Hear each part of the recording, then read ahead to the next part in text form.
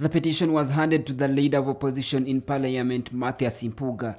The local council leaders are demanding a revision of the Local Government Act to allow them collect and budget all that is locally collected. The team was led by the Wakiso District woman Member of Parliament, Bet Naluima.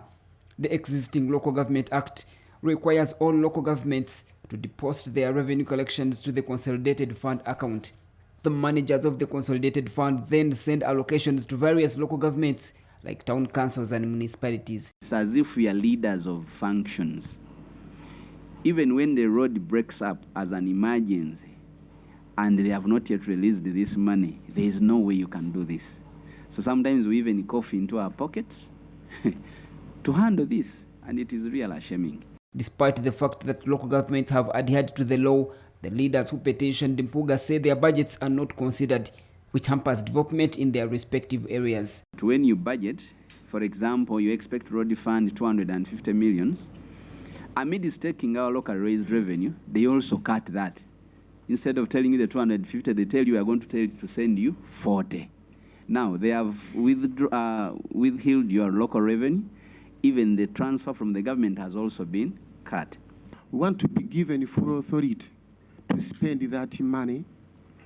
So the government will come and ask us, how has it been spent? Impuga told the petitioners that some of the cases in the petition have already been handled by Parliament. He says that most of the issues in the petition are part of the opposition's legislative agenda that was unveiled last year. We are alive to what the Public Finance Management Act says in as far as local governments are concerned, which is why my shadow minister in the last financial year moved a motion to reverse the directive of the Ministry of Finance that requires you to remit monies to the center. That motion was passed by Parliament, courtesy of her motion.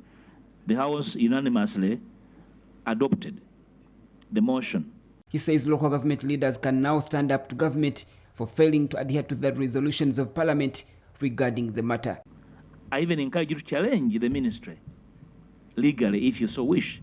But as House of Parliament will up to you and resolved that that money should be retained to enable you work.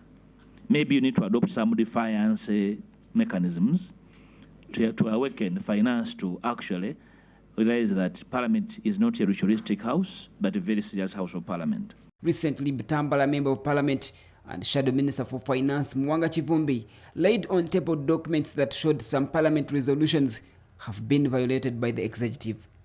Ramson Muhire, CTV Edition.